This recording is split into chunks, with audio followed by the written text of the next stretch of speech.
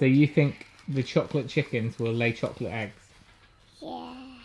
Right, morning folks. The kids have gone out the door and the electrician's just turned up, so I'm going to make them a cup of tea and then we'll get started.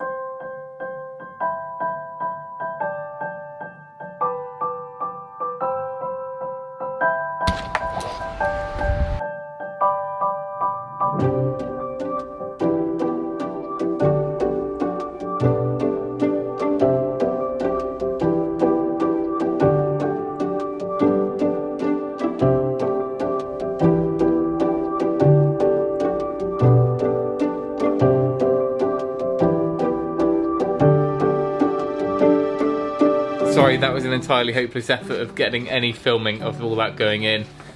But they smashed it out in like 3 or 4 hours. I mean, it's only one room, but there's quite a few bits to get sorted. And they also wired the other room. They had to put the sockets on the front of the first fix that I'd done, and also wire in a light straight into the middle of the roof in there. So we were able to come along through where the soffit is and then back in, which was kind of my aim. So I'll give you a quick look at what's going on. We relocated our consumer unit over to the new cupboard. Light switch, where there'll be a wall light. Double socket above the counter there. One below, same the other side, one below, one up. Fan is over here. We have had to hack into the insulation quite a lot, which is a bit of a pain. So I'll have to come along, kind of fill the gaps there. We've got to insulate over the top of all these studs anyway, so we've got an additional layer to go on. Here, I got them to bring through just for a single fitting, like just a pendant for now. In actual fact, I'm going to build a cabinet. The cabinets will be either side of the window, so I'm thinking about bringing like a bulkhead type bit above it with some downlighters in it, but it's going to be ages before I get around to that, so I can just put a single, or get them to put a single fixing there for now. And then coming through into the bathroom, change my mind from having a wall light, put it up in the middle. Again, a few holes that I need to sort out there. Then the one that goes above the sink. Here's my late night sketch, just so they knew what was going on. And two-way, two-gang for the lights in this room. And last of all, the light switch there, which goes up around the building and up there for a single fitting. For now, I'm going to go and grab a LED high output batten, double batten light to go up on the ceiling. That'll give plenty of light for the room for now. When it's not a workshop anymore, then we'll put something a little bit more domesticated there. But if I can get something that's roughly colour balanced with my video lights, then it should be quite nice to film in. What was the issue in that end was that there's 6 double sockets and not one of them was accessible. There was stuff crammed up against them, heavy stuff as well. All the timber, I had half a ton of oak doors on one side. It was just a bit of a pain, but we were able to kind of do one by one, move everything out of the way. So that's done now. So now I've got this to sort out. It does need to be sorted because next week I've got a few builds to do and some kind of quite important videos to get produced. So tidy up time.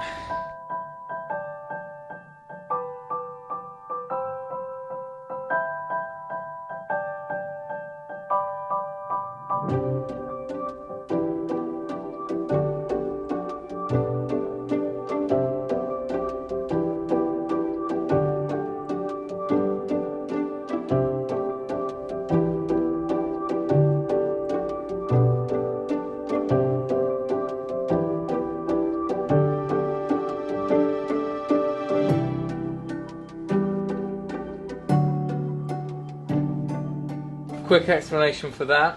I figured that because I'm insulating my reveals of the window as well as here, my corner beads would be really, you'd have to use either some plaster or perhaps an adhesive to bond them on, whereas just knowing how I've knocked them in the other room and they're a bit more fragile, so I have slightly compromised our insulation by a small amount by putting a 25mm roofing batten there.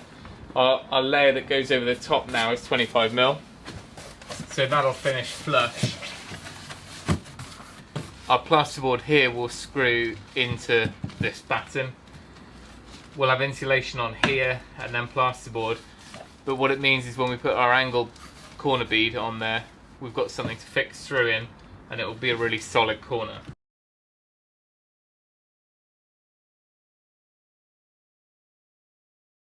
Right, apologies for any of the wind noise behind me. I didn't film any of this just because you saw so much of it down that end that it just seemed a little bit odd to keep filming. But what I've done is put that second layer over, flush with our batting all the way around, fairly accurate cuts around the new socket boxes, the back boxes, and our vent over in the corner, the ducting. That's a solid duct that'll go through, which is always much better than going with the flexi. I had to use flexi over there, but if you can, this rigid stuff's much better. Especially if you think about it in a bathroom or a kitchen where there's condensation, it's just any of the little corrugations in that, you know, it's not ideal. Whereas this, especially if you can pitch it on a slight incline into the room, it means if there's any condense in here, it will trickle back out. But anyway, it's probably get a little bit petty. Although I think with the boiler we put it back the other way, because then the condensed condense comes back into the boiler. So that's the exception, but normally you want to pitch it so any condensation will trickle out, which is one reason why we had an existing our range cooker goes into the chimney breast in the kitchen. So and there was an old flue that went all the way to the top from the old oil boiler, and initially I thought, well, great, we'll just duct it up the chimney. But you know, you've got to remember that it's not actually that hot. What the air you're extracting from a kitchen, by the time it gets a few meters up, it's probably going to start condensing, and then all it's going to do is just trickle straight back into your kitchen.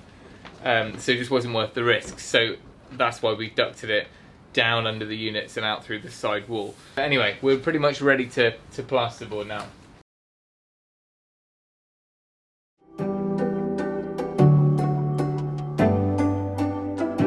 Jason is here to do a little bit of the plumbing, and it's more the kind of control side of things. So I'm going to run some of the wiring. He's going to do that. By the end of the day, we should have our heating sorted.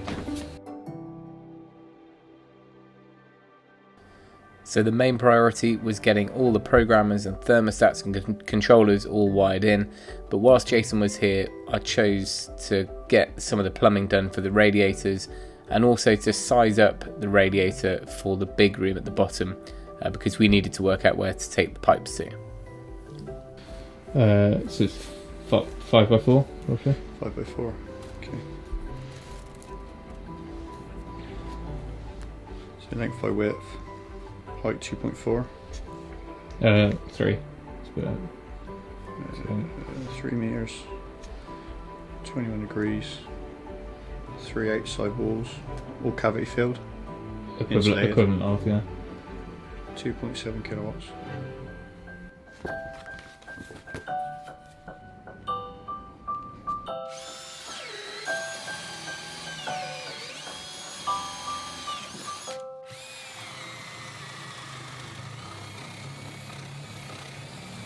Jason's lent me his infrared camera, so we'll have a little play around and see what the thermal map is really doing underneath the floor, where the underfloor heating is.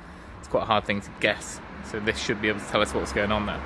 So if we take a look at the floor here, where the dog is, what we've got running up and down here are the pipes in our insulation, and they've got spreader plates, aluminium spreader plates.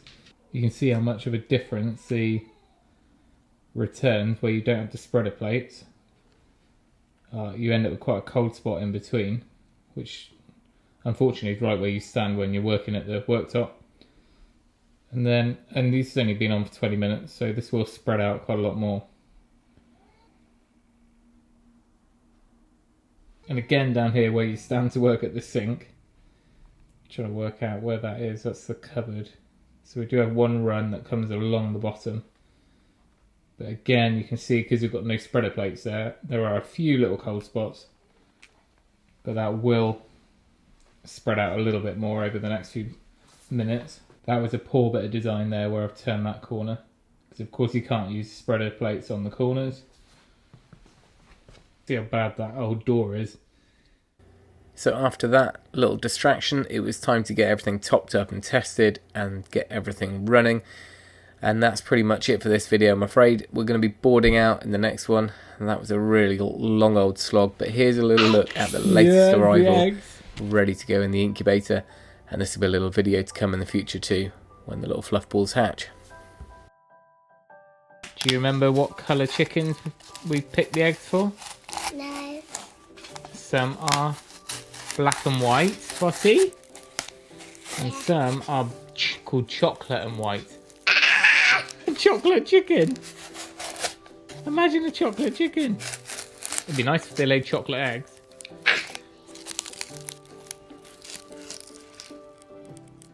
They're all okay? None of them are broken? Can you see how small these eggs are? Yeah. Put them in, pointy side down. And we need to rest them for a day. And then we'll put them in the incubator. So that's the black and white ones. Enough one. Then in here we should have the chocolate ones. They're not chocolate, you can't eat them. But they'll lay them for us. They so don't lay chocolate eggs. Do you think they lay chocolate eggs? Yeah.